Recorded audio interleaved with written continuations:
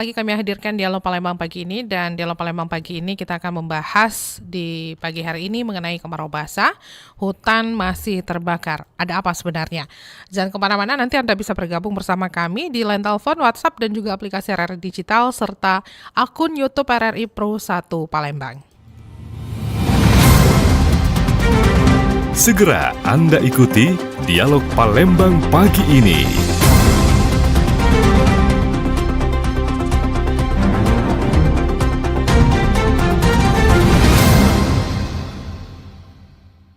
Pendengar Dialog Palembang pagi ini kami hadirkan untuk Anda berbicara mengenai kemarau basah yang sebenarnya beberapa pekan lalu sudah kita bahas, pendengar ya, bisa menyebabkan kondisi yang tidak biasa ya, seperti adanya hotspot dan kebakaran hutan dan lahan, bahkan mungkin beberapa kemungkinan ya, kekeringan yang ekstrim juga bisa menyebabkan vegetasi menjadi kering dan mudah terbakar meskipun memang sedang ada turun hujan ya, walaupun kemarau masih ada turun hujan, dan perubahan iklim juga bisa menyebabkan pola cuaca yang tidak biasa juga ya, seperti yang akan kita bahas ini, kemarau basah yang bisa meningkatkan resiko kebakaran hutan dan lahan. Berpengaruh juga terhadap aktivitas kita sebagai manusia, seperti pembakaran lahan untuk pertanian atau kegiatan lainnya. Ini juga bisa memicu kebakaran hutan dan lahan bahkan dalam kondisi kemarau basah. Nah, saat ini untuk Dialog Palembang pagi ini memberikan informasi atau berbincang-bincang mengenai kemarau basah, hutan masih terbakar, ada apa? Ini kita sudah bersama narasumber yang sudah hadir di studio Pro 1 Palembang, kanal informasi dan inspirasi. Kita sapa terlebih dahulu pendengar. Di studio Pro 1 sudah hadir Korbit Data dan Informasi Stasiun Klimatologi Sumsel, Bapak Nandang Pangaribowo Eskom. Selamat pagi, Assalamualaikum warahmatullahi wabarakatuh. Waalaikumsalam warahmatullahi wabarakatuh. Selamat pagi pemirsa semua. Selanjutnya juga ada Pak Chandra Irfansyah, Kasih Wilayah 3 ya, Palembang, Balai Dalkarhut Wilayah Sumatera. Pak Chandra, selamat pagi, Assalamualaikum. Waalaikumsalam warahmatullahi wabarakatuh. Selamat pagi Bapak Ibu pemirsa semuanya. Pak Chandra dan Pak Nandang ini sepertinya tidak bisa dipisahkan ya. Kebetulan ya. Iya, sawah tata juga berarti ya Pak ya. Iya. Baik, nah pendengar nanti Anda bisa bergabung bersama kami di 0711 369977, 0821 7927 9090, bahkan bisa langsung ke aplikasi RRI Digital dan akun YouTube RRI Pro 1 Palembang. Perbincangan kita masih seputar kemarau basah, masih seputar karhutla juga, karena memang ini belum bergeser musimnya, begitu Pak Nandang ya? Iya. Akan bergeser nanti bulan berapa Pak? Mudah-mudahan di bulan Oktober sudah ada masuk hujan. Ya, masih menanti beberapa bulan lagi ya. Diharapkan mungkin menuju bulan Oktober ini, ya kita berharap minim sesuatu yang terjadi lah ya. Pak Chandra udah nunduk-nunduk aja nih dari tadi, mudah-mudahan begitu ya Pak ya. Kita update dulu nih cuaca di pekan ini begitu ya Pak Nandang, sebelum kita masuk bagaimana nanti kita memang harus tetap waspada, lalu juga kemungkinan-kemungkinan yang apa yang akan terjadi nantinya. Silakan Pak Nandang. Ya. Baik, selamat pagi pemirsa. Kami dari BMKG tetap ya memberikan informasi kepada masyarakat, khususnya secara luas di wilayah Sumatera Selatan. Saat ini kondisinya wilayah Sumatera Selatan sudah memasuki musim kemarau. Sebanyak 79% wilayah Sumatera Selatan sudah berada di fase musim kemarau, dan sisanya itu ada 3 zona musim yang berada di wilayah selatan Sumatera Selatan masih terdeteksi masih ada hujan, yaitu di Kabupaten Oku Selatan, sebagian Oku Timur, lalu juga ada sebagian kecil di Kabupaten Oki. Dan untuk wilayah yang lainnya itu sudah musim kemarau. Jadi terpantau berdasarkan data hari tanpa hujan di wilayah Sumatera Selatan, data 6 sampai dengan 20 hari di wilayah yang sudah masuk musim kemarau tersebut tidak terjadi hujan. Jadi potensi untuk menimbulkan hotspot dan berpotensi juga sebagai fire spot itu sudah sangat memungkinkan di daerah musim kemarau tersebut. Demikian. Pak Chandra, kita update juga bagaimana kondisi untuk karhut kita ya Pak ya. Silakan Pak. Baik, terima kasih. Ya, seperti barusan disampaikan Pak Nandang, korelasinya sangat lurus antara tingkat kekeringan yang meningkat dengan keterpantauan hotspot. Jadi tadi disampaikan kabupaten-kabupaten yang masih berpotensi ada hujan. Iya. Nah, sebaliknya jadi kami pantau juga kabupaten yang memang sudah betul-betul kering ini keterpantauan hotspot cukup tinggi. Jadi sampai dengan 21 Juli kemarin rekapitulasi kita untuk Sumsel itu sudah terpantau 329 hotspot dengan sebaran paling tinggi di Muara Enim terpantau 60, kemudian Musi Banyuasin 57, Musi Rawas Utara 45, Musi Rawas 40, Pali juga lumayan 40, dan Oki karena mungkin ada pengaruh hujan tadi justru yang biasanya Oki itu rekor, tapi kali ini berada di bawah, masih di kisaran 30-an. Nah ini hari ini pun pantauan cukup tinggi, jadi untuk Sumsel pagi ini kita pantau ada 27 hotspot. Titik berat jumlah paling besar ada di Kabupaten Muba dan Musirawas. Nah meskipun betul bahwa hotspot itu hanya parameter titik panas, tetapi ada kemungkinan juga ini sebagian besar juga sudah merupakan titik api. Oke. Berarti titik panas dan titik api juga Lain. lain. Maksudnya sudah bermunculan begitu ya, Pak ya? Iya betul. Jadi hotspot atau titik panas merupakan indikasi awal bahwa terjadinya kebakaran baik di lahan maupun hutan. Oke, ini sempat ditanyakan oleh pendengar kita ya beberapa pekan Ya, lalu, betul, begitu ya betul, Pak ya. Baik, nah kami ingatkan kembali pendengar, silakan di line telepon dan juga WhatsApp serta aplikasi RRI Digital, bahkan bisa langsung ke akun YouTube RRI Pro 1 Palembang dan bisa juga melalui media sosial kami. Nah, jadi sebenarnya nih Pak Nandang ya, Iya. kita mungkin akan selalu memberikan informasi ini kepada masyarakat ya, soal kemarau basah ini ya. Kemarin tuh saya sempat bilang kemarau basah ya, tapi diketawain sama Pak Dayan nih, bukan kemarau basah nih Mbak. Tapi pagi ini kita angkat lagi nih topik ini ya, begitu. Nah, jadi faktor utama penyebab kemarau basah ini ya, yang terjadi saat ini nih sebenarnya apa sih Pak Nandang? Ya, sebenarnya kami ingin menyampaikan ya, Iya. memberikan sedikit edukasi terkait kalau istilah kemarau basah itu datangnya dari masyarakat, jadi bukan dari BMKG. Iya. Istilah kemarau basah mungkin yang dirasakan masyarakat itu pada musim kemarau, Tapi masih ada air banyak hujan ya. Tapi sebenarnya begini, berdasarkan kalau dari BMKG itu adalah musim kemarau dengan sifat hujan di atas normal. Itulah istilah yang ada di BMKG. Jadi kalau kita menganalisisnya itu bisa disebut kemarau basah itu kalau ada terjadi fenomena dan sudah dianalisis sampai periode musim kemarau berlangsung, itu sepanjang musim kemarau itu ada hujannya terus. Namun ini terpantau hujan hanya ada di awal-awal musim kemarau. Jadi diperkirakan kami menganggap ini istilah masyarakat timbul karena musim hujan yang terasa di musim kemarau ini disebut kemarau basah ya. Kita tidak juga bisa menyalahkan, memang bisa juga disebut seperti itu karena yang dirasakan seperti itu memang. Tapi untuk meluruskan lagi bahwasanya kemarau dengan intensitas hujan yang sering yang terjadi saat ini adalah karena prediksi kami kemarau berada di posisi dengan sifat hujan di atas normal, sehingga di awal-awal kemarin di bulan Mei, Juni hingga di awal Juli kemarin itu potensi hujan memang masih cukup ada dan masih kisaran di ringan hingga menengah demikian. Lalu kemarau basah yang masyarakat sebut sekarang itu sebenarnya belum kita bisa analisis sampai dengan nanti di akhir September seperti itu.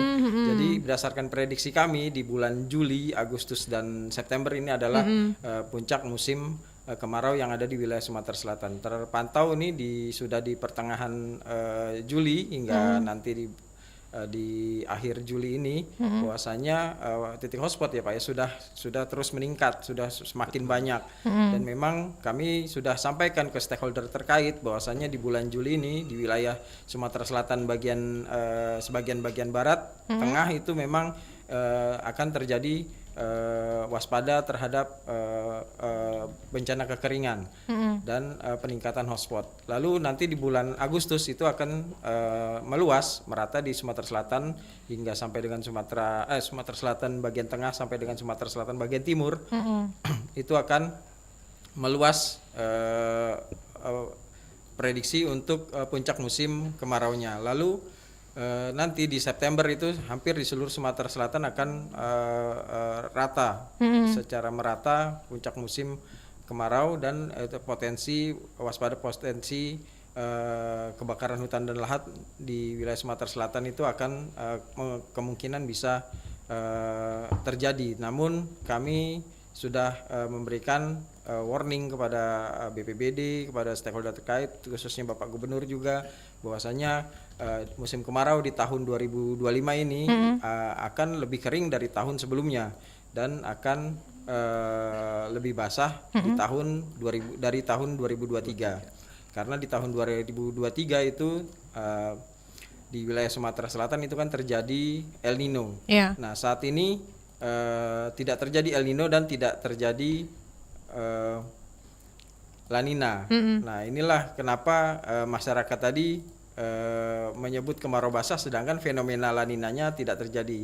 Mungkin bisa disebut kemarau basah itu lumrah kalau sepanjang musim kemarau ini ada La Ninanya dan kemungkinan besar pasti akan terjadi banyak hujan saat musim kemarau berlangsung seperti tahun lalu atau contohnya di tahun 2020 sampai dengan 2022. Itu kemarau basah jelas terjadi, sepanjang kemarau itu hujan, terjadi banyak hujannya seperti itu. Baik. Sekian. Kita ke pendengar dulu ya, Pak Nandang ya, dan juga Pak Chandra. Halo, selamat pagi.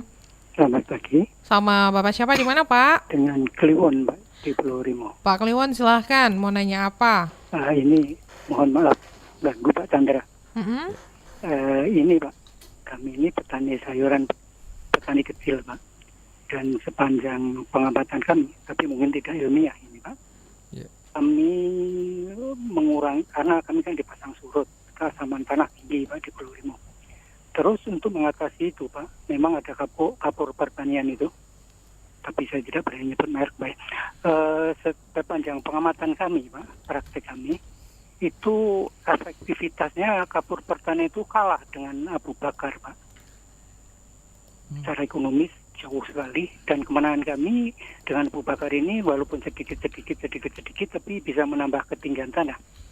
Pertanyaan kami Pak, kalau kami terpaksa untuk mengatasi keasaman tanah itu, kami membakar limbah pertanian itu Pak, tapi kami skala kecil Pak. Kalau volumenya mungkin di bawah 1 kubik Pak per kali bakar karena ketakutan Pak. Kira-kira Pak, kalau tidak nyampe 1 kubik itu tapi tidak terlalu tinggi juga Pak, kami bikin agak lebar tapi di tempat yang lapang. Kira-kira apa hal yang kami lakukan itu masih dimarah Pak polisi Pak. Terima kasih Mbak Tata, Pak Chandra atas pencerahannya. Selamat pagi. Selamat pagi, terima kasih Pak Kliwon di Pulau Rimau. Silakan Pak Chandra langsung saja. Baik, terima kasih Pak Kliwon. Nah, ini kabar bagus nampaknya bahwa abu dari pembakaran organik itu ternyata dampaknya lebih positif, lebih bagus dibandingkan dengan kapur protein atau dolomit mungkin Pak ya. Nah, mungkin yang perlu kami jelaskan bahwa ini ada perbedaan ya antara membakar lahan kemudian dengan melakukan pengolahan organik sisa tebangan atau bukaan. Kalau membakar otomatis kita langsung melakukan pembakaran di atas lahan, bahkan tanpa ada manajemen bahan bakar sama sekali. Tetapi yang bisa Bapak lakukan nanti apalagi volumenya 1 kubik bahkan 2 kubik 3 kubik pun bisa, tetapi kita harus menggunakan sarana prasarana Pak. Jadi kalau kami di Kementerian Kehutanan punya namanya program penyiapan lahan tanpa bakar.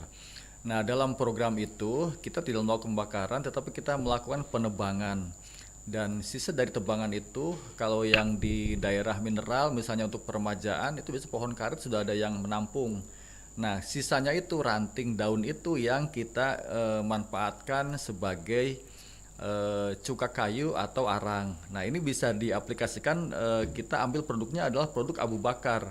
Abu bakaran itu bisa digunakan untuk pertanian. Nah basicnya dari tadi Pak Kliwon, dari arang kayu yang dihasilkan. Nah saya kira ini sangat sangat bagus kalau sudah ada testimoni bahwa dampaknya terhadap petani lebih baik. Intinya kalau kita menggunakan peralatan secara teknologi sederhana itu dimungkinkan, dan saya kira tidak perlu takut dengan ancaman hukum karena kita memang melakukan dengan terencana, dan ini sama saja dengan pola-polanya kayak kita pola pertanian atau usaha lain, misalnya pembakaran batu bata itu menghasilkan asap juga, tetapi itu terkendali dan memang ada sentuhan teknologi meskipun sederhana. Demikian Pak Kliwon, terima kasih. Baik.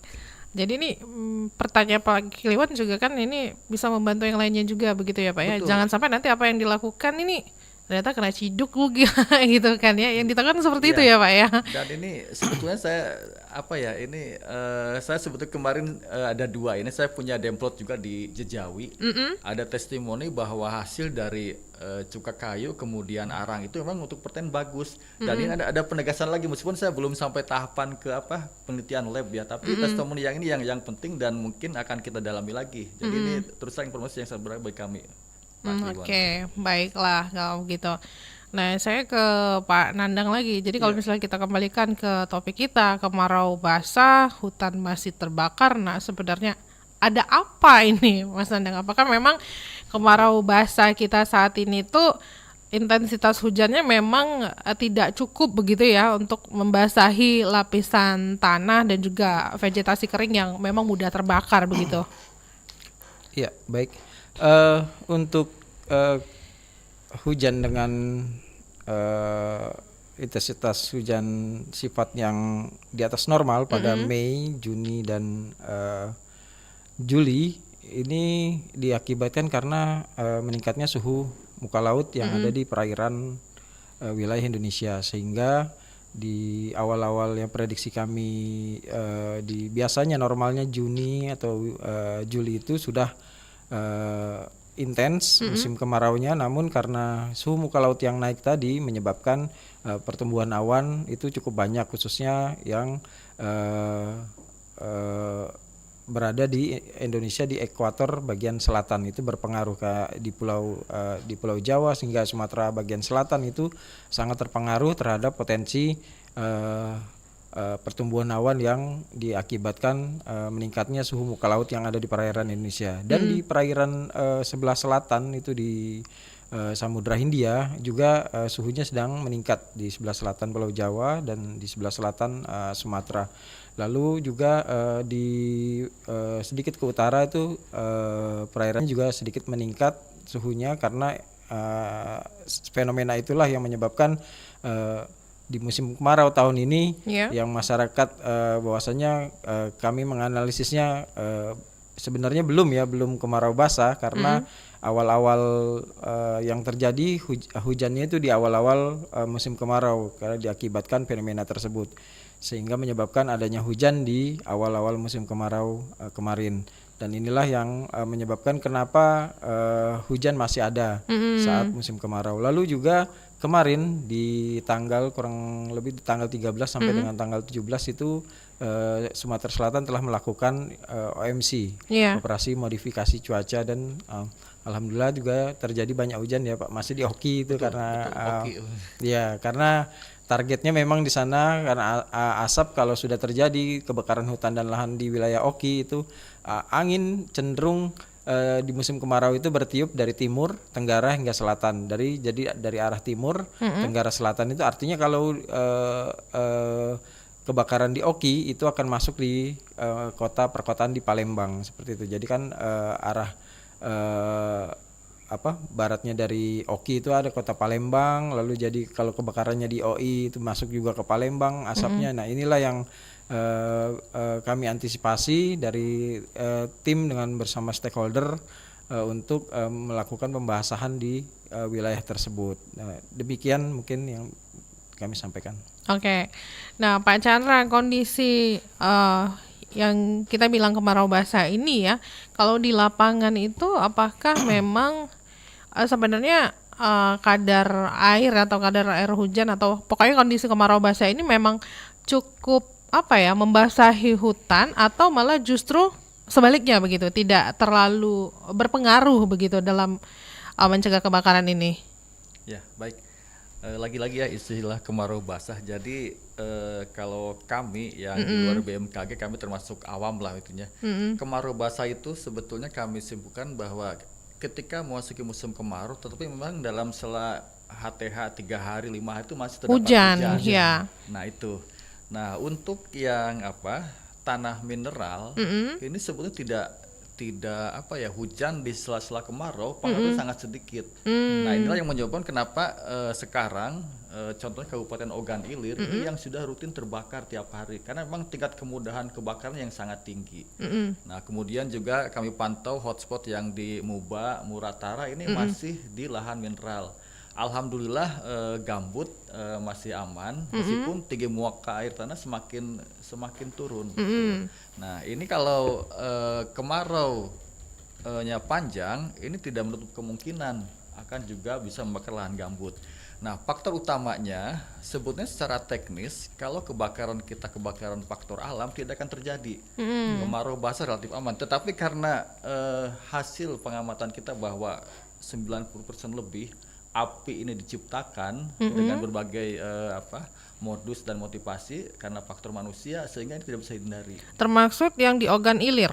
Betul. Oke. Betul. Jadi ini dari TNI, Polri, kemudian kita juga ini melakukan patroli pencegahan. Iya. Nah, kami saat ini sudah patroli tahap 3, patroli terpadu. Jadi dalam satu tim ada 2 anggota kita, Babinsa, Babin Kamtimas dan masyarakat untuk menghindari itu. Lalu berarti sampai dengan saat ini begitu Pak ya, untuk pemantauan titik api sendiri tuh sehari tuh bisa ditemukan beberapa titik api gitu Pak? Iya, lagi-lagi ya, kami untuk melaksanakan pemantauan titik api itu namanya ground check. Oke. Ground check berbasis data hotspot tadi. Nah, ketika terpantau hotspot, misalnya hari ini Sumsel di Terra Aqua itu terpantau 38. Nah itu kita klasifikasikan mana yang confidence-nya tinggi, medium atau rendah. Kita prioritas yang tinggi. Nah dari situlah kita arahkan tim darat untuk melakukan ground check. Dan hampir 100% memang yang confidence tinggi itu ditemukan kalaupun sudah padam memang api yang masih hidup. Nah itu tim kita bergerak di situ. Jadi kalau di total begitu ya Pak ya, sampai saat ini tuh sudah ada berapa titik api begitu Pak? Titik api kalau kami tidak total head to head dengan hotspot tapi persentase ya.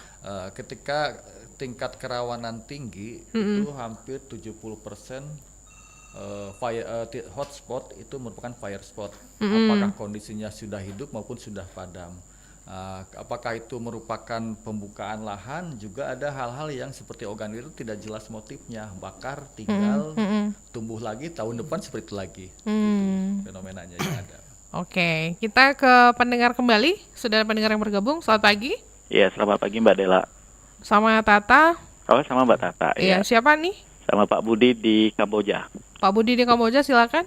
Ya, selamat pagi juga buat narasumber. Ini mengenai musim kemarau basah yang juga kita tahu bahwa ini berbarengan juga dengan fenomena apelion. Dan bagaimana nih penjelasan dari narasumber kaitannya fenomena apelion ini dengan kemarau basah ini? Apakah ini juga salah satu dampak banyak sekali masyarakat yang terdampak itu tadi kayak pilek, demam dan lain sebagainya. Mungkin itu aja. Terima kasih Mbak Tata. Iya, terima kasih Pak Budi. Silahkan Pak Nandang nih, langsung saja kita serahkan ke ahlinya. Terima kasih Pak Budi di Kamboja ya. Jadi terkait dengan fenomena apelion yang terjadi saat ini itu sebenarnya tahun-tahun sebelumnya juga sering terjadi ya apelion itu kan. Kalaupun terjadi memang skalanya itu kan bukan hanya di Indonesia, seluruh dunia dong, ya kan? Ya inilah kami memberikan sedikit edukasi gitu kan. Jadi pengaruhnya juga bukan terhadap Indonesia, tapi terhadap dunia. Jadi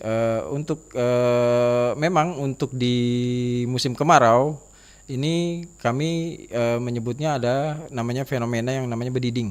Jadi gelombang suhu dingin yang terjadi akibat pergerakan dari monsun Australia. Jadi monsun Australia itu bertiup itu memang berada di fase musim kemarau. Jadi angin dingin tersebut inilah yang menyebabkan perubahan suhu yang terjadi saat di musim kemarau. Jadi kalau kita rasakan di dataran tinggi Dieng atau dataran tinggi yang lainnya itu suhunya akan turun drastis, bahkan bisa embun-embun itu bisa berubah menjadi es. Ya. Seperti itu. Nah, itulah yang mungkin yang patut diwaspadai atau dirasakan oleh masyarakat, bahwasanya perubahan temperatur tersebut yang biasanya kalau tubuh dalam kondisi sedang turun atau tidak baik-baik saja, dengan kondisi perubahan suhu tersebut tentunya akan mempengaruhi kesehatan seperti itu. Dan untuk tadi untuk kejadian kemarau basah memang di wilayah Sumatera Selatan itu yang sudah kami jelaskan tadi biasanya memang terjadi akibat fenomena. Jadi kalau fenomena aphelion ini terjadi kebanyakan hampir sering terjadi, sudah sering terjadi, dan dampaknya untuk kepada masyarakat itu harusnya memang meluas, bukan hanya di Indonesia tapi juga di dunia. Dan kami menghimbau kepada masyarakat lebih melihat literatur aphelion itu sendiri itu apa, dan kalaupun memang ada dampaknya kita rasakan itu biasanya masyarakat dunia juga merasakan seperti itu, demikian. Baik, kita ke pendengar kembali nih, ada Pak Kiwai dari Batu Raja. Selamat pagi Pak Kiwai. Selamat pagi Mbak Tata, selamat pagi pula Bapak-Bapak narasumber ya. Selamat pagi. Ini pengen tanya Pak, masalah kebakaran hutan ini ya sudah lazim terjadi. Seingat saya yang kebakaran hutan yang hebat ini mulai awal 90-an sampai sekarang. Kalau di bawah 90-an saya kira jarang, enggak terjadi lah kalau bilang gitu ya. Nah, yang saya ingin saya tanyakan, kebakaran hutan ini ya oleh tangan manusia bisa. Dan apakah hutan itu bisa membakar diri sendiri gitu, Pak ya? Tapi begini Pak, penjelasan Pak ya. Kan hutan batang-batang yang tua itu Pak ya. Rantingnya kalau sudah tua, jatuh, daunnya jatuh. Apakah pergesekan-pergesekan dari daun dengan ranting itu disinari matahari panas terik itu bisa menimbulkan bara api itu Pak? Kalau dari ilmu fisika itu ada juga itu. Apakah bisa terjadi di Sumatera Selatan ini? Apa ada sekian persen terjadi dari situ? Apakah enggak? Kalau kita dari manusia sudah pasti itu Pak. Nah, itu yang ingin saya tanyakan. Pergesekan itu. Jadi istilahnya itu hutan itu membakar diri sendiri ya. Jadi kalau orang main bola kaki istilahnya gol bunuh diri, apakah bisa begitu juga Pak? Itu aja, terima kasih waktunya. Assalamualaikum Pak. Waalaikumsalam warahmatullahi wabarakatuh. Pak Chandra silahkan. Ya, terima kasih Pak Kiwai. Nah, ini yang sebetulnya di Indonesia khususnya memang kebakaran hutan itu 90% lebih karena faktor manusia, baik karena lalai maupun disengaja. Nah, kebakaran hutan alami yang kita cermati ini contohnya ada yang di Australia dan di Amerika Serikat. Nah, ini terkait dengan perbedaan tipologi hutannya, Bapak. Nah, jadi kalau di sana itu hutannya cenderung homogen dan tipe daunnya daun jarum, kalau di kita pinus kan. Nah, sedangkan hutan kita itu dominan, khusus Sumatera, Kalimantan itu hutan hujan tropis. Sehingga sebetulnya hutan kita ini bisa memelihara dirinya sendiri kalau tidak ada istilahnya ancaman dari luar, khususnya manusia. Nah, kejadian kebakaran alam yang terjadi di Indonesia, khusus Sumatera Selatan, ini terbatas pada kawasan hutan yang ada aktivitas manusia, dalam hal ini melakukan pembukaan tutupan hutan untuk mengambil kayu bakarnya. Nah, terjadi pada lahan-lahan di Muara Enim dan Lahat yang mempunyai kandungan batu bara yang cukup tinggi.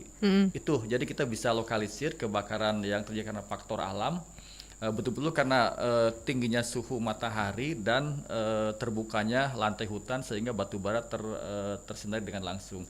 Tetapi untuk lainnya tidak ada sama sekali kejadian kebakaran karena faktor alam, misalnya karena bergesekannya antara ranting dengan daun yang sudah kering, itu sama sekali belum ada untuk di Indonesia. Demikian Pak Kiwai.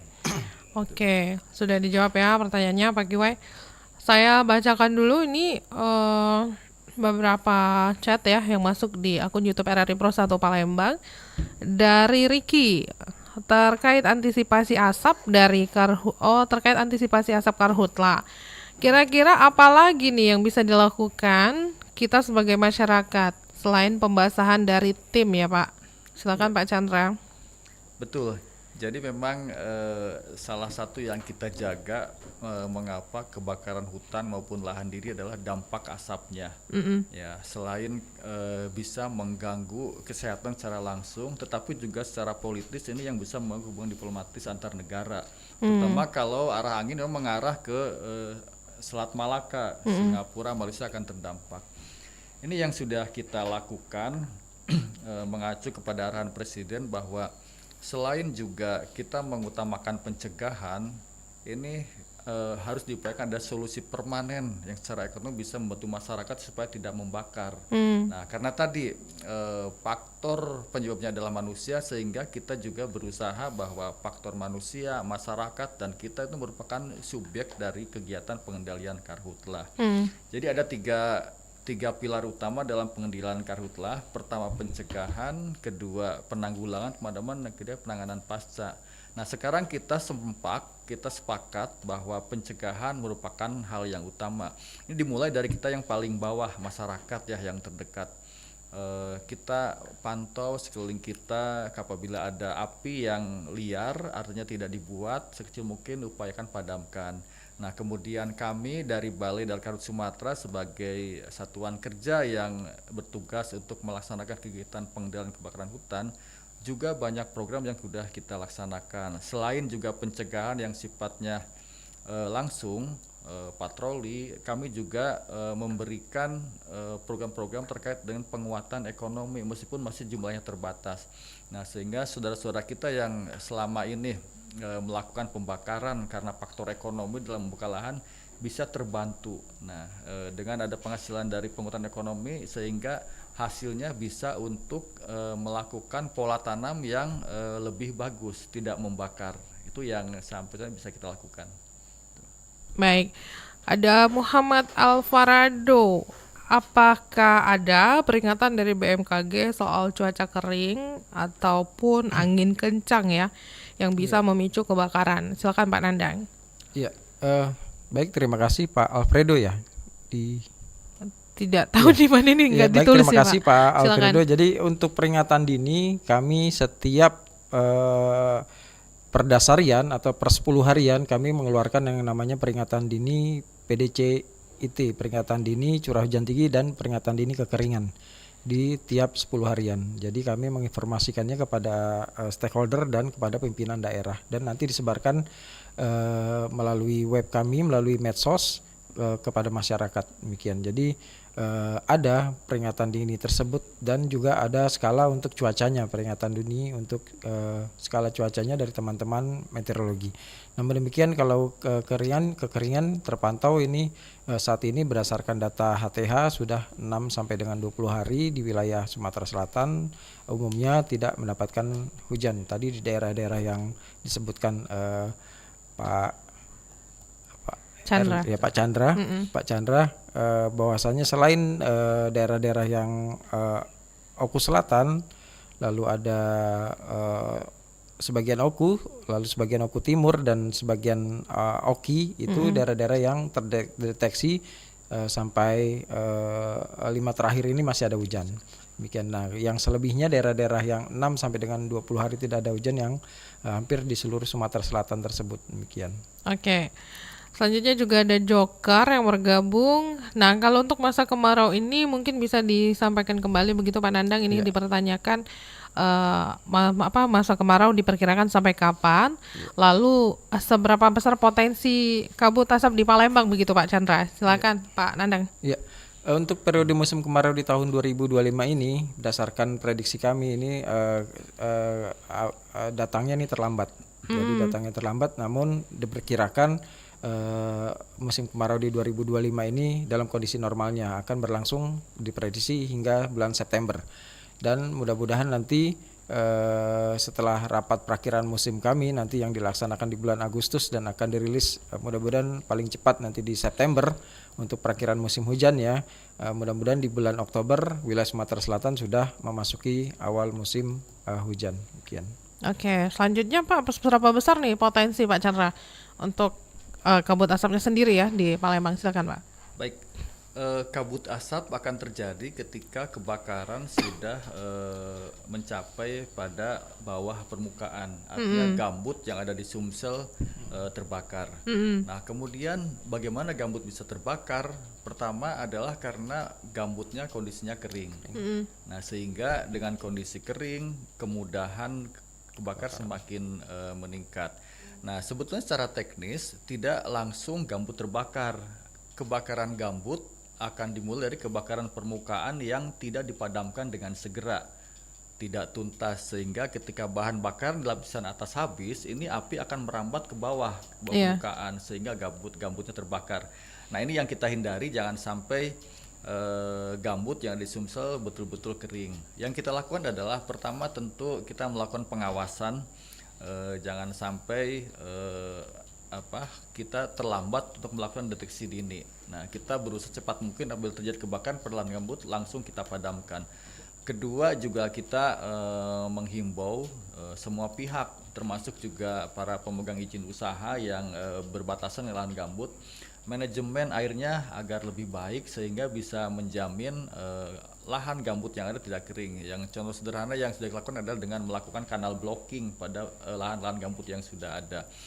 Yang terakhir tentu semua upaya tidak akan bisa berjalan maksimal kalau tidak dukungan dari masyarakat sebagai pihak yang betul-betul berada pada tingkat tapak. Sehingga bagi masyarakat pertama ya hindari itu, kedua bisa melakukan secepatnya apabila mendapati ada kebakaran khususnya di kawasan yang berbatasan dengan lahan gambut, misalnya Kabupaten Oki, kemudian juga untuk Muara Enim itu di Muara Belida, Sungai Rotan itu gambutnya cukup dalam, kemudian juga Kabupaten Pali. Jadi yang paling utama adalah pertama kita menjaga semuanya, kedua adalah manajemen air juga harus bagus sehingga gambut tetap basah dan terendam. Demikian. Oke, baiklah. Berarti memang Sumsel ini rentan sekali begitu ya Pak ya? Rentan, betul. Dilanda kebakaran. Dan ini kalau kemaraunya bertahan panjang itu kita akan kesulitan untuk menghindari itu.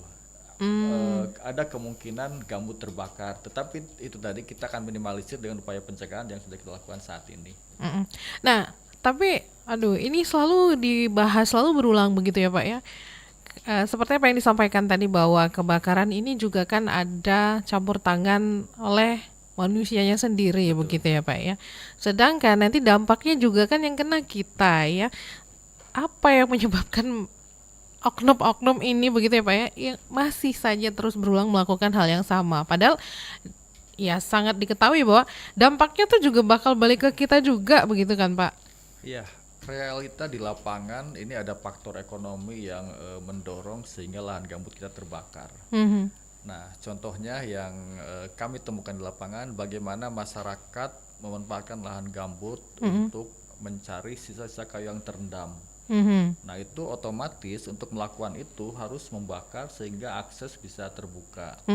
Kedua adalah fenomena lebung-lebung di dalam gambut itu. Otomatis kita kemarau, ikan akan berkumpul pada daerah yang rendah, yang masih terdapat sumber airnya.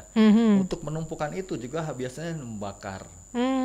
Nah, yang ketiga adalah ini hanya bisa dilakukan ketika musim kemarau cukup panjang. Biasanya karena ada pengaruh juga El Nino, yaitu pola tanam kalau di Sumsel disebut sonor. Pola tanam padi tanpa pola sebetulnya. Jadi mereka membakar dan tidak cukup satu kali. Membakar pertama untuk tegakannya, kemudian membakar kedua supaya gambutnya menjadi debu.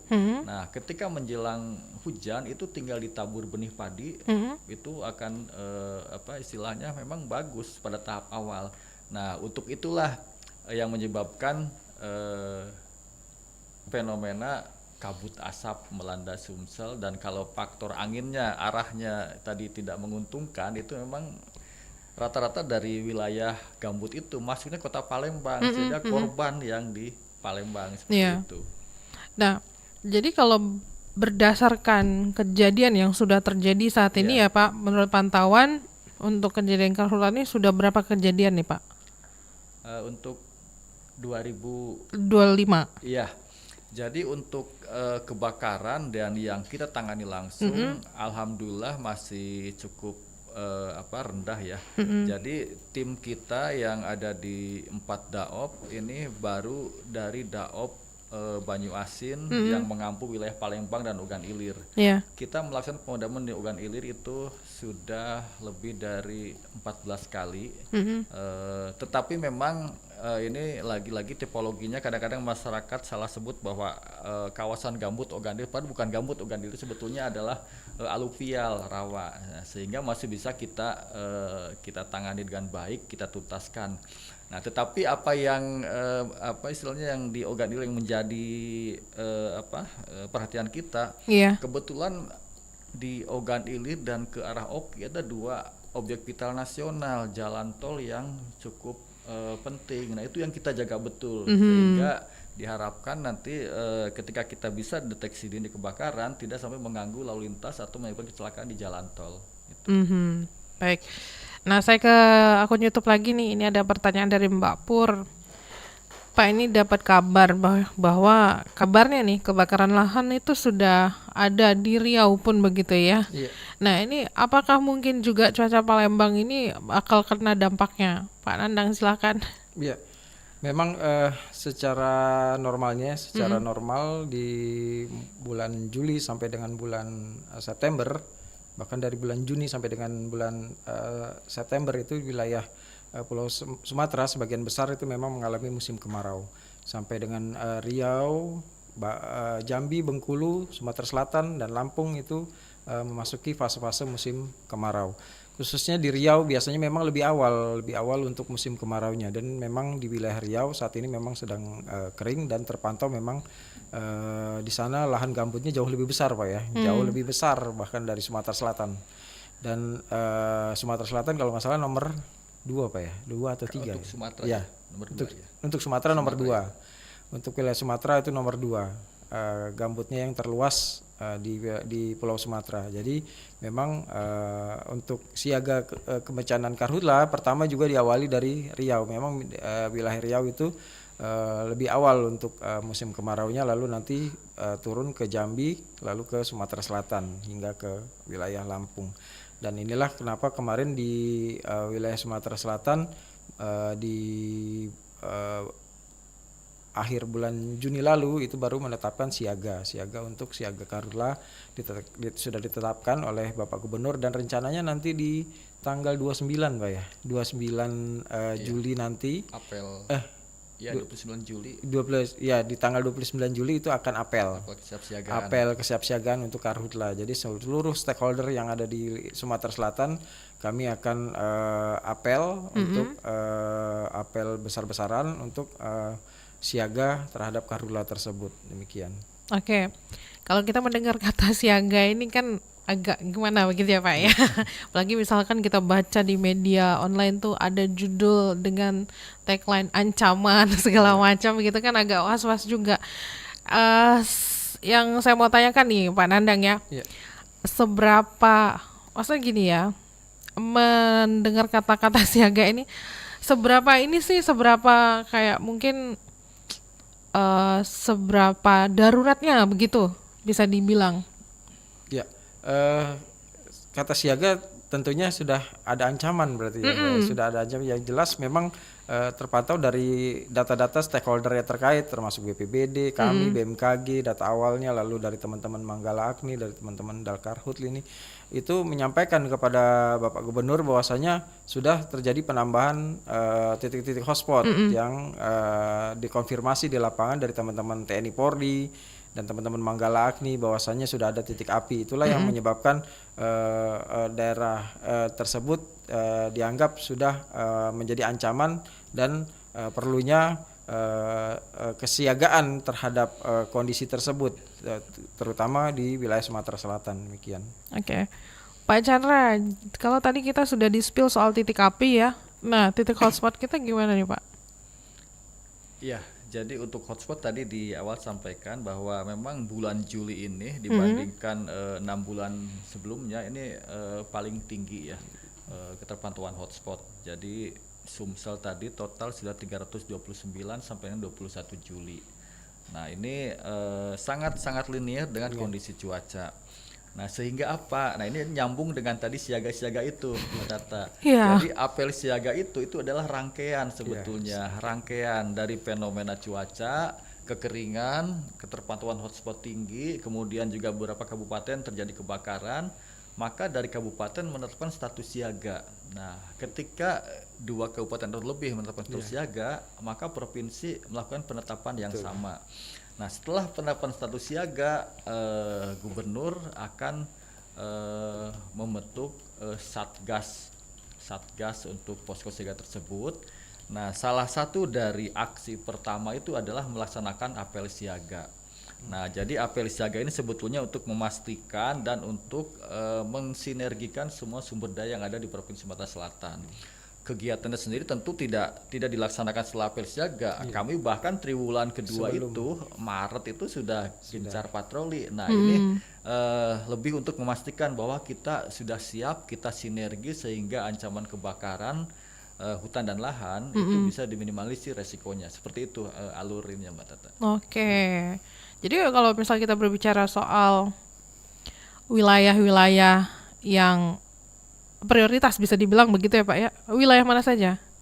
Ya, kembali tadi ya, jadi ini sebetulnya tidak ada perubahan yang signifikan. Artinya kabupaten-kabupaten yang mempunyai tingkat kerawanan tinggi, 5 besarnya itu nggak berubah, hanya naik turun saja. Oh, bulan ini posisinya di atas, Iya, betul. runner up-nya siapa begitu ya Pak ya? Jadi setiap tahun seperti itu, misalnya Muara Enim, Muba, kemudian Oki, Pali, Muratara ini hanya bergeser tingkat aja, tapi ini kita fokus di sini. Dan ini memang karena faktor alamnya cukup mendukung untuk itu. Pertama, ini kabupaten yang dengan luasan sangat-sangat luas. Kedua juga mempunyai sebaran gambut yang cukup tinggi. Nah, kemudian dengan tingkat keluasan yang tinggi, otomatis masih banyak lahan-lahan yang belum diolah, belum produktif. Nah, ini yang sebetulnya menjadi ancaman terjadi kebakaran lahan dan hutan itu. Oke, baiklah. Saya bacakan dulu nih WhatsApp yang udah masuk di 082179279090 ya. Tidak disebutkan namanya. Selamat pagi kedua narasumber. Saya cuma ingin bertanya ya, mengingat mungkin langkah-langkah mitigasi yang paling efektif ya saat ini untuk jaga-jaga diri lah kita sebagai masyarakat awam ini. Silakan Bapak-bapak. Mungkin dari BMKG ada versinya juga, dari Dalkarhut juga ada gitu. Silakan Pak Nandang. Ya baik ya, untuk langkah-langkah mitigasinya bagi masyarakat ya tentunya selalu memantau ya kondisi cuaca iklim yang terjadi di wilayah masing-masing. Baik kalau dari BMKG silakan mendeteksi awalnya melalui informasi peringatan dininya, lalu ada di Android info BMKG dan di web, dan sering-sering lihat juga medsos kami di BMKG Sumsel atau BMKG cuacanya juga sering-sering memantau, dan disitulah informasi-informasi yang sebagai mitigasi untuk melihat bahwasannya di musim kemarau tahun ini seperti apa. Nah nanti langkah-langkah berikutnya juga akan mungkin bisa dipertimbangkan untuk bagaimana mengantisipasi bila terjadi kemarau panjang atau tingkat kekeringannya ekstrim, atau nanti seperti yang tadi bagaimana juga menyikapinya kalau kemaraunya kemarau basah seperti itu. Dan itulah langkah-langkah mitigasi yang BMKG bisa berikan, dan kami juga menyampaikan langkah-langkah mitigasi tersebut kepada teman-teman stakeholder, utamanya untuk bagaimana bisa mengantisipasi selama periode musim kemarau tersebut, bisa merencanakan dan menanggulangi bila kejadian yang paling tidak diinginkan itu kemungkinan bisa terjadi. Nah demikian untuk mitigasinya. Pak Chandra silakan, ada yang mau ditambahkan? Baik, terima kasih. Kalau untuk kebakaran hutan lahan berarti kita sebetulnya berbicara lingkupnya di desa, di daerah ya. Iya. karena kebakaran lahan tidak kecil kemungkinan terjadi di Palembang, kecuali memang Palembang yang berbatasan dengan Ogan Ilir, Iya. Keramasan, kemudian Kertapati, Karejaya. Nah, ini yang utama adalah mitigasi yang bisa dilakukan oleh saudara-saudara kita yang selama ini bermata pencarian sebagai petani. Nah, memasuki musim kemarau sebaiknya mulai kelola kebun masing-masing sehingga nanti terdapat batas yang jelas. Kalau bahasa tradisional kita adalah lakukan kekas pada kebun kita. Nah, dengan adanya kekas, kalau bahasa kita teknis itu buat sekat bakar. Nah, sehingga ini bisa meminimalisir kalau terjadi kebakaran, aset kita relatif lebih aman. Kedua, ya tentu ini yang sering kami sampaikan bahwa hindari melakukan pembukaan lahan dengan membakar. Meskipun pada awalnya terkendali, tetapi kalau kondisi cuaca seperti ini tidak ada yang bisa menjamin bagaimana angin bisa tiba-tiba berubah arah, bertiup kencang. Nah, ini juga penting bagi saudara kita yang melakukan kegiatan pertanian.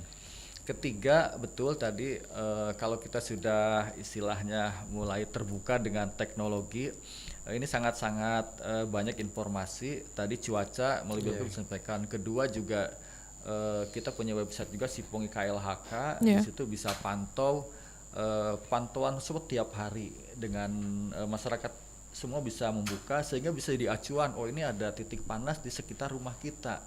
Lakukan pemantauan, kemudian lakukan pelaporan. Mudah-mudahan dengan kita siaga minimal dari lingkungan terdekat kita akan terhindar dari kebakaran hutan dan lahan. Itu. Oke.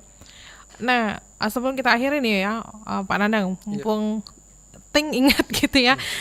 Ini kan kalau berbicara kemarau, kebakaran kan, kita tuh sering dengar juga nih masyarakat awam tuh bilang ini kebawa angin segala macam gitu ya, Pak Nandang ya. Yang saya mau tanyakan pengaruhnya gitu loh, Pak Nandang, pengaruh ya bisa dibilang pengaruh peran angin itu tadi ya, suhu mungkin dan juga kelembapan di dalamnya ini seperti apa itu, Pak? Iya, untuk di wilayah Indonesia khususnya ya, untuk musim kemarau memang kan monsunnya yang aktif monsun Australia, bertiup dari arah timur, dari arah timur menuju ke arah barat dan utara. Dan cenderung kalau wilayah Sumatera Selatan anginnya bergerak dari arah timur, tenggara dan selatan. Inilah musim kemarau berlangsung dan di mana kecepatan angin saat musim kemarau itu biasanya lebih fluktuatif dan lebih tinggi daripada musim-musim hujan ya. Kalau musim hujan biasanya saat hujan berlangsung baru anginnya kencang. Tapi kalau di musim kemarau ini dominan anginnya bertiup agak lebih kencang. Kenapa? Kita lihat di masyarakat ya, ditandai itu anak-anak sudah main layangan kalau musim kemarau, karena kan anginnya kencang lumayan karena bisa menerbangkan layangan. Nah itulah kita bisa sebenarnya memaknai seperti itu. Dan ini yang menyebabkan kalau terjadi kebakaran lahan, nah inilah kenapa di musim kemarau ini sangat sulit menanggulanginya karena angin tadi ya Pak ya. Angin bertiup kencang dan itulah yang memindahkan serpian-serpian api ke titik yang lain, karena serasah atau lapisan permukaan di saat musim kemarau itu sudah kering, jadi sangat mudah terbakar. Bila cepat nyambernya gitu ya Pak Nandang. Bila terjadi sambaran sedikit saja bara api itu terbang ke tempat yang lain, itu akan menyebabkan titik api yang lainnya. Nah itulah yang menyebabkan angin kencang yang terjadi di saat musim kemarau tadi itu bisa memperluas kejadian kebakaran tersebut. Dan di mana juga kelembaban saat musim kemarau itu sangat rendah pastinya, karena uap air sangat minim, artinya itu menyebabkan tingkat kekeringan yang terjadi di wilayah karhutla itu akan semakin tinggi seperti itu. Oke. Lalu kalau tadi kan dibilang sebenarnya kemarau yang ini tuh agak telat datangnya begitu ya Pak Nandang ya. Nah berarti dalam waktu ya mungkin entah sepekan entah bulan depan ya BMKG lah yang lebih memahami ini. Apakah memang ada potensi transisi cuaca juga yang nantinya perlu kita waspadai begitu Pak Nandang dalam waktu terdekat lah bisa dibilang? Iya, Kalau dalam skala cuaca ya, ini memang di wilayah Pulau Jawa dan sebagian Indonesia bagian utara itu terdapat peringatan dini curah hujan tinggi. Dan waspada memang untuk daerah-daerah tersebut karena masih terpengaruhnya terhadap suhu muka laut yang ada di perairan Indonesia, karena suhu muka laut di perairan Indonesia memang masih menghangat demikian. Jadi untuk daerah-daerah yang tercatat mengalami keterlambatan seperti di wilayah Sumatera Selatan, sebenarnya ini kami sudah memprediksi bahwasanya berdasarkan dari skala perakiraan nasional juga di Juli, Agustus hingga September itu akan terus mengalami penurunan curah hujan, sehingga patut diwaspadai tingkat kekeringan yang terjadi di wilayah, khususnya di wilayah Pulau Sumatera. Demikian. Baik Pak Chandra dan juga Pak Nandang, kita harus akhiri perbincangan kita di pagi hari ini. Tapi sebelum diakhiri, apa yang mau disampaikan begitu Pak kepada pendengar dan juga pemirsa RRI? Silakan Pak Chandra. Baik, terima kasih. Ya, dalam kesempatan ini tidak bosan-bosan kami menghimbau ya, hindari interaksi dengan api. Barusan disampaikan cerita masalah angin, bahwa ketika sudah musim seperti ini, api yang kecil pun karena faktornya bisa menjadi ekstrim. Nah, sehingga itu kedua, kita lebih peduli dengan api itu sendiri. Ketika menemukan di suatu lahan yang tidak terkontrol, segera melapor kepada pihak terkait. Mudah-mudahan kami dari Balidal Karhut sebagai pembina Manggala Agni bisa dengan cepat melakukan pemadaman dini. Terima kasih itu.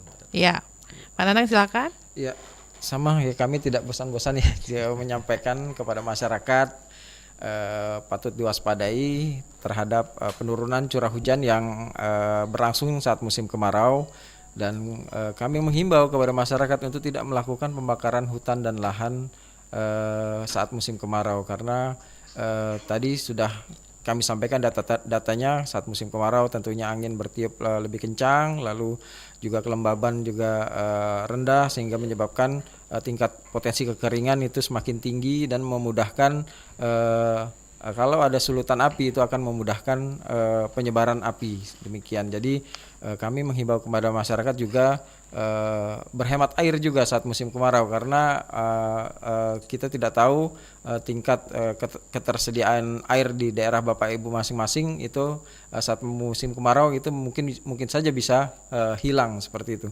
Jadi waspada tetap untuk Karhutla, teman-teman stakeholder di musim kemarau berlangsung. Demikian. Baik. Nah, perbincangan kita ini memang fenomena cuaca sekarang yang bikin bingung masyarakat begitu ya. Kenapa sudah musim kemarau kok masih hujan? Ternyata jawabannya tidak sesimpel sekedar statement kita yang aduh cuaca aneh banget, nggak seperti itu ya pendengar. Jadi untuk Anda yang mungkin baru saja bergabung, nanti bisa simak lagi perbincangan kami ini di akun YouTube RRI Pro 1 Palembang. Baik, terima kasih banyak kedua narasumber yang sudah hadir di studio Pro 1 Palembang. Ini nggak bosan-bosan juga kita selalu menginformasikan kepada masyarakat begitu ya, Pak Nandang dan juga Pak Chandra. Terima kasih Pak Nandang Pangaribowo, Eskom, Korbit Data dan Informasi Stasiun Klimatologi Sumsel, Pak Chandra Irfansyah, Kasih Wilayah 3 Palembang, Balai Dal Karhut Wilayah Sumatera. Assalamualaikum warahmatullahi wabarakatuh. Selamat melanjutkan aktivitas kembali. Selamat pagi. Waalaikumsalam warahmatullahi wabarakatuh. Terima kasih Mbak Tata. Terima kasih Pak Chandra. Baik pendengar, kita sudah berbincang-bincang di Dialog Palembang pagi ini. Selanjutnya kami masih akan terus menemani Anda dengan sejumlah informasi terupdate lainnya. Masih di Pro 1 Palembang, kanal informasi dan inspirasi. Baru saja Anda ikuti Dialog Palembang pagi ini.